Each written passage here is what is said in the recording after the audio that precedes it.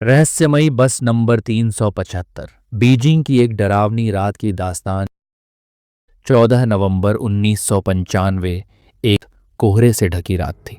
ठंडी हवाएं शहर की गलियों में इस तरह घूम रही थीं मानो कोई अदृश्य साया हर दरवाजे को छू रहा हो। पूरा बीजिंग धीरे धीरे उस कोहरे की चादर में लिपटता जा रहा था। तापमान इतना नीचे गिर चुका था कि रूह तक कांप उठे। सड़कें सुनसान थीं और आसमान में चांद भी धुंधला दिखाई दे रहा था। उसी रहस्यमयी रात में बीजिंग की मशहूर रूट नंबर 375 की बस रोज की तरह अपने गंतव्य की ओर रवाना हुई। ये वही रूट था जो रोजाना की तरह समय पर चलता था और लोगों की रोजमर्रा की जिंदगी का हिस्सा बन चुका था। बस ने धीरे धीरे अपनी रफ्तार पकड़ी और कोहरे को चीरती हुई आगे बढ़ने लगी। बस की सभी सीटें यात्रियों से भरी हुई थीं। हर चेहरे पर थकान और आंखों में अपने ठिकाने पर जल्दी पहुंचने की बेचैनी साफ झलक रही थी। रात गहरी होती जा रही थी और ठंड अब अपनी चरम सीमा पर थी। बाहर का कोहरा और भीतर की खामोशी मिलकर सफर को और भी भारी बना रहे थे। ऐसे में बस एक एक कर हर स्टॉप पर रुकती रही और मुसाफिर धीरे धीरे अपने अपने मंजिलों की ओर उतरते जा रहे थे। कुछ ही देर में बस पूरी तरह खाली हो गई। अब उसमें सिर्फ ड्राइवर और महिला कंडक्टर ही रह गए थे। कुछ समय पहले तक यात्रियों से भरी यह बस अब एकदम वीरान महसूस हो रही थी। लेकिन सफर अभी खत्म नहीं हुआ था। बस को अभी भी 7 स्टॉप पार करने थे। एक ऐसा रास्ता जो घने जंगलों और ऊंचे पहाड़ों के बीच से होकर गुजरता था। ऐसे खतरनाक और वीरान रास्ते पर जहां बस की हेडलाइट सिर्फ धुंध में खो जाती थी, सामने कुछ भी साफ साफ दिखाई नहीं देता था। चारों ओर ऐसा सन्नाटा पसरा था कि इंजन की हल्की आवाज भी कानों में तेज गूंजती लगती। सड़कें ऊबड़ खाबड़ और तीव्र मोड़ों से भरी थीं, जिन पर जरा सी चूक भी जानलेवा साबित हो सकती थी। ऐसे माहौल में गाड़ी चलाना सिर्फ एक ड्राइव नहीं बल्कि हिम्मत की परीक्षा थी। मगर फिर भी ड्राइवर ने अपना फोकस नहीं खोया और महिला कंडक्टर भी पूरी सजगता से अपनी सीट पर डटी रही। दोनों ने मिलकर हिम्मत दिखाई और बस को सावधानी से आगे बढ़ाना शुरू किया, उस अनजाने अंधेरे रास्ते की ओर जहां हर मोड़ अपने भीतर एक रहस्य छुपाए बैठा था। रात के घने सन्नाटे को चीरती हुई बस अब धीमी मगर स्थिर चाल से आगे बढ़ने लगी। इंजन की घरघराहट और टायरों की सरसराहट ही बस में बची गिनी चुनी आवाजें थीं। रास्ता लंबा था और कोहरा अब और गहराने लगा था। 2 स्टॉप पार करने के बाद बस तीसरे स्टॉप पर कुछ देर के लिए रुकी। वह जगह भी उतनी ही सुनसान थी जितनी बाकी सड़क। चारों तरफ अंधेरा और हल्की हल्की ठंडी हवा। इसी बीच कुछ नए यात्री बस में सवार हुए। एक वृद्ध महिला जिसकी चाल धीमी थी लेकिन निगाहें तेज थीं। उसके साथ एक लगभग 19 साल का युवक जो खामोशी से उसके पीछे पीछे चढ़ा। और फिर एक कपल यानी एक युवा जोड़ा जो आपस में धीरे धीरे बातें करता हुआ सीट की तलाश करने लगा। अब बस में कुल 6 लोग रह गए थे। 4 यात्री, एक ड्राइवर और एक महिला कंडक्टर। यात्रियों की संख्या कम होने के बावजूद माहौल में एक अलग सा भारीपन महसूस हो रहा था। ड्राइवर के ठीक पीछे वाली सीट पर वह युवा कपल जाकर बैठ गया। दोनों आपस में कुछ धीमी आवाज में बातें कर रहे थे, मानो रात के सन्नाटे को और न बढ़ा देना चाहते हो। वहीं दरवाजे के पास वाली सीट पर वह 19 वर्षीय जवान लड़का बैठा जो सीधा खिड़की से बाहर झांकता रहा। उसकी सीट के ठीक पीछे वृद्ध महिला बैठी थी, शांत और स्थिर, जैसे कुछ सोच रही हो या शायद आसपास की हर हरकत पर नजर रख रही हो। जब बस इन 4 यात्रियों को लेकर उस तीसरे स्टॉप से रवाना हुई, तब तक रात काफी गहरी और सर्द हो चुकी थी।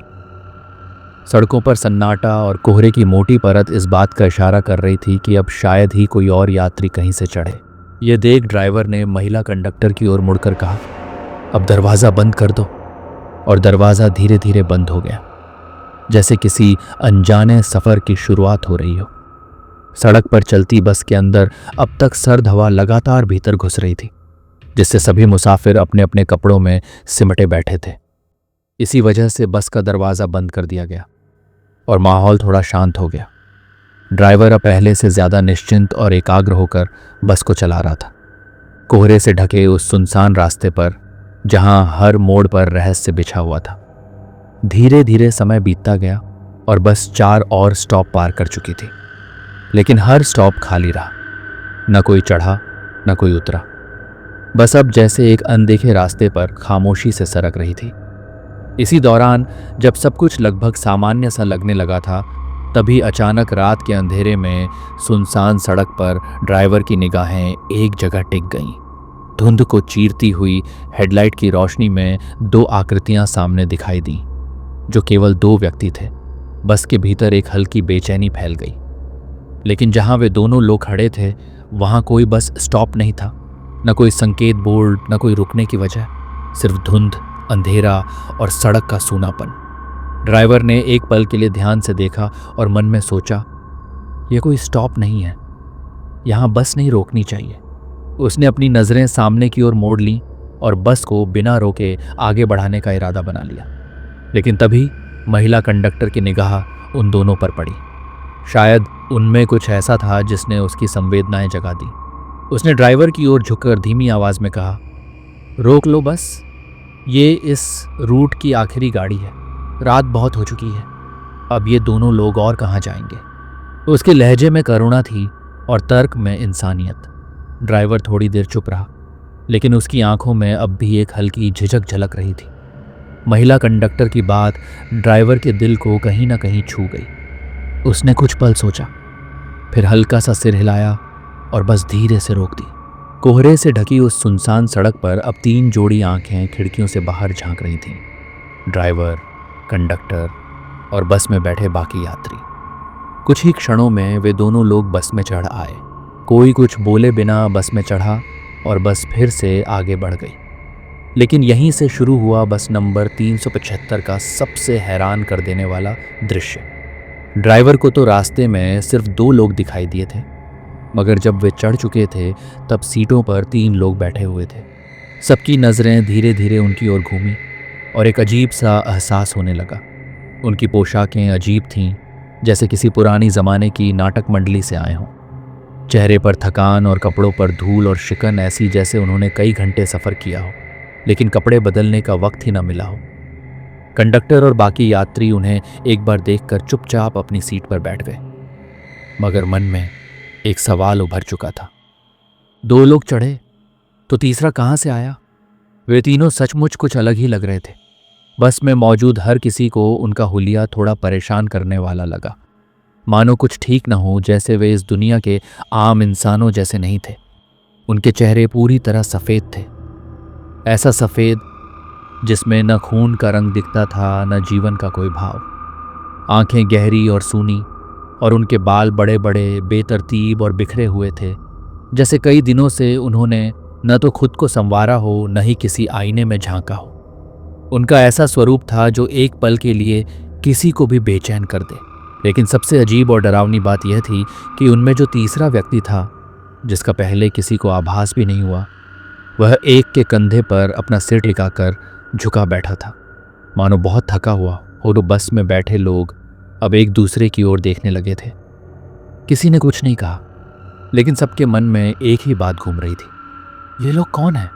खैर, कुछ देर तक बस में बैठे बाकी यात्री उन तीनों अजीब लोगों को देखकर आपस में धीमे स्वर में बातें करने लगे। कोई फुसफुसा रहा था, कोई सिर्फ इशारों में कुछ कह रहा था, मानो कोई अनकहा डर सबके मन में चल रहा हो। हालांकि धीरे धीरे माहौल थोड़ा ढीला पड़ने लगा। कुछ लोग बातचीत के बाद थक कर नींद की झपकियों में डूबने लगे। कोहरे, ठंड और रात की नीरवता ने मिलकर एक अजीब सा सुस्त माहौल बना दिया था। लेकिन उस सबके बीच एक चेहरा अब भी सतर्क था, वह वृद्ध महिला। वह बार बार धीरे से पीछे मुड़कर उन्हीं तीनों लोगों की ओर देख रही थी, जिनके चेहरे पर न कोई भाव था, न हरकत। उसके मन में कुछ न कुछ अजीब सा खटक रहा था, जैसे कोई अनकहा डर अंदर से उसे सताए जा रहा हो। उसे लग रहा था कुछ तो गड़बड़ है, ये लोग सामान्य नहीं हैं। और शायद इसी वजह से वह अब हर कुछ पल में उन्हें ध्यान से निहारने लगी थी, मानो उनकी हर हरकत को पकड़ना चाहती हो। इसी बीच अचानक बस अगले स्टॉप पर रुकी। ब्रेक की आवाज़ और हल्के झटके से कुछ यात्री चौंके। युवक और युवती, वह कपल जो ड्राइवर के पीछे वाली सीट पर बैठी थी, चुपचाप बस से नीचे उतर गए। कोहरा अब और गहरा हो गया था और उनके पीछे बस का दरवाज़ा फिर से धीरे धीरे बंद हो गया। युवा कपल के उतरने के बाद अब बस नंबर 375 में सिर्फ 7 लोग बचे थे, 4 यात्री और 3 बस स्टाफ के सदस्य, ड्राइवर, महिला कंडक्टर और वही 3 रहस्यमयी यात्री। बस ने फिर से अपनी रफ्तार पकड़ी और धीरे धीरे अगले स्टॉप की ओर रवाना हो गई। बाहर रात अब और भी गहरी हो चुकी थी। कोहरे की चादर इतनी घनी थी कि हेडलाइट की रोशनी भी मुश्किल से कुछ ही फीट आगे तक दिखा पा रही थी। बस के भीतर एक भारी सी चुप्पी छाई हुई थी, जिसे सिर्फ इंजन की आवाज़ और हल्के झटकों की कंपन तोड़ रहे थे। इसी सन्नाटे के बीच वृद्ध महिला अब भी बेचैन थी। कुछ तो था जो उसे लगातार अंदर से खटक रहा था, एक असामान्य सा एहसास। उसने एक बार फिर धीरे से पीछे मुड़कर उन्हीं तीनों रहस्यमयी यात्रियों की ओर देखा। उनकी स्थिति अब भी जस की तस थी। वही सफ़ेद चेहरे, वही बिखरे बाल, वही अजीब सी निष्क्रियता। उसका मन अब और परेशान हो उठा। वह धीरे से सामने बैठे उस 19 वर्षीय लड़के की ओर देखने लगी। शायद वह कुछ कहना चाहती थी, या शायद वह बस ये देखना चाहती थी कि कहीं वह भी वही तो नहीं देख रहा जो वो महसूस कर रही है।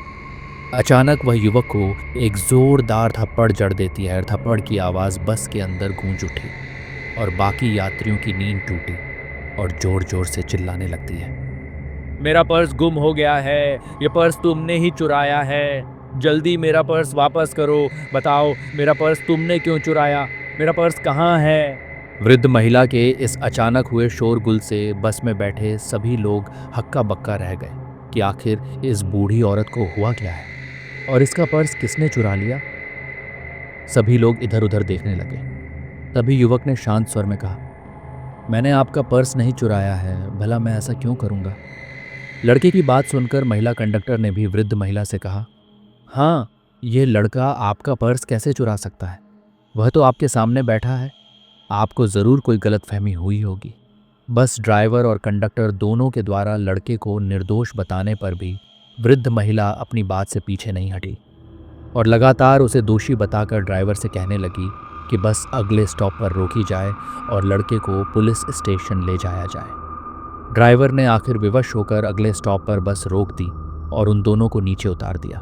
जब वृद्ध महिला ने लड़के पर चोरी का आरोप लगाकर उसे बस से उतारा और स्वयं भी उतर गई, तब लड़का बेहद परेशान हो गया। उसके मन में यह सवाल चल रहा था कि जब मैंने चोरी की ही नहीं तो यह महिला मेरे ऊपर ऐसा झूठा आरोप क्यों लगा रही है। तभी वृद्ध महिला ने अपने चारों ओर देखा, फिर लड़के की ओर देखकर एक लंबी राहत की सांस ली। फिर लड़के के कंधे पर हाथ रखकर बोली, परेशान मत हो, मेरा पर्स चोरी नहीं हुआ है, मैंने यह चोरी का नाटक सिर्फ तुम्हारी जान बचाने के लिए किया है। अगर मैं ऐसा नहीं करती तो शायद हम दोनों अब तक जिंदा ना होते। महिला की बात सुनकर लड़का आश्चर्यचकित होकर बोला, ये आप क्या कह रही हैं, आपने मेरी जान कैसे और किससे बचाई है। तभी वृद्ध महिला ने लड़के से कहा, तुम्हें याद है जब हम बस में यात्रा कर रहे थे तो सुनसान रास्ते में 2 लोग बस में चढ़े थे, लेकिन बस के अंदर 3 लोग दिखाई दे रहे थे। तभी से मैं उन लोगों को गौर से देख रही थी। वे शुरू से ही अजीब लग रहे थे। मैं समझ गई थी कि वे आम इंसान नहीं हैं। और जानते हो, मुझे पूरा यकीन उस समय हुआ जब हवा के झोंकों से उनके कपड़े उड़ रहे थे। तभी मैंने उनके पैरों की ओर देखा और मैं सन्न रह गई, क्योंकि उनके पैर ही नहीं थे।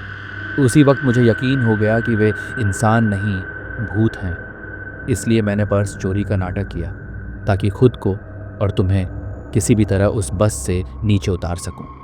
यह सब सुनकर लड़का चौंक गया और भावुक होकर वृद्ध महिला को धन्यवाद कहा। फिर वे दोनों पास के पुलिस स्टेशन गए और अधिकारियों को पूरी घटना विस्तार से बताई, लेकिन पुलिस ने उनकी बातों को गंभीरता से नहीं लिया और दोनों को घर जाने के लिए कह दिया।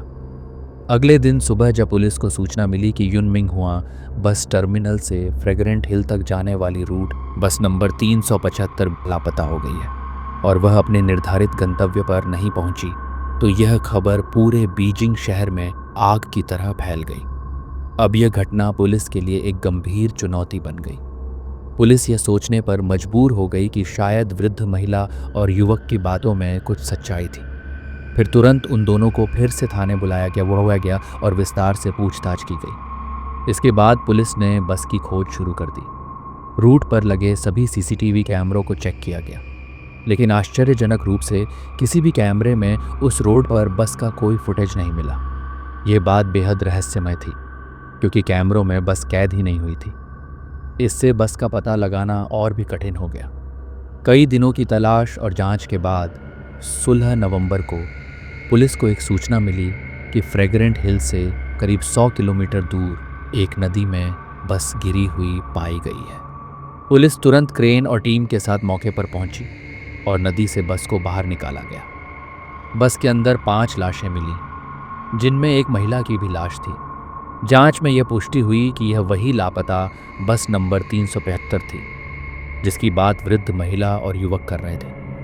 इन 5 लाशों में से 2 शव बिल्कुल सामान्य अवस्था में थे, संभवतः बस ड्राइवर और महिला कंडक्टर के, लेकिन बाकी 3 शव बुरी तरह से सड़गल चुके थे, जबकि बस लापता हुए केवल 2 ही दिन हुए थे। 2 दिन में शवों का यूं सड़ जाना वैज्ञानिक दृष्टिकोण से असंभव था, जिससे शक और गहराया कि वे 3 लोग इंसान नहीं कुछ और ही थे।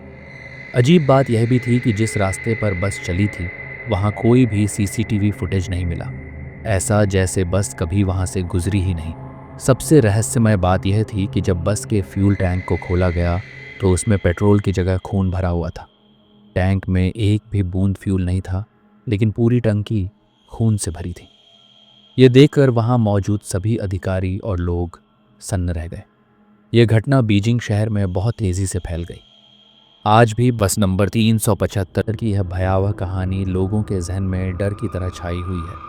हालांकि कुछ लोग इसे महज एक काल्पनिक किस्सा मानते हैं, लेकिन कई लोग इसे सच्ची घटना भी बताते हैं। तो दोस्तों, ये थी बीजिंग की रहस्यमयी और डरावनी बस नंबर 375 की कहानी। क्या ये सच था या सिर्फ एक अफवाह? इसका जवाब शायद किसी के पास नहीं है, लेकिन एक बात तो तय है, ये कहानी आज भी लोगों के रूह तक को कंपा देती है।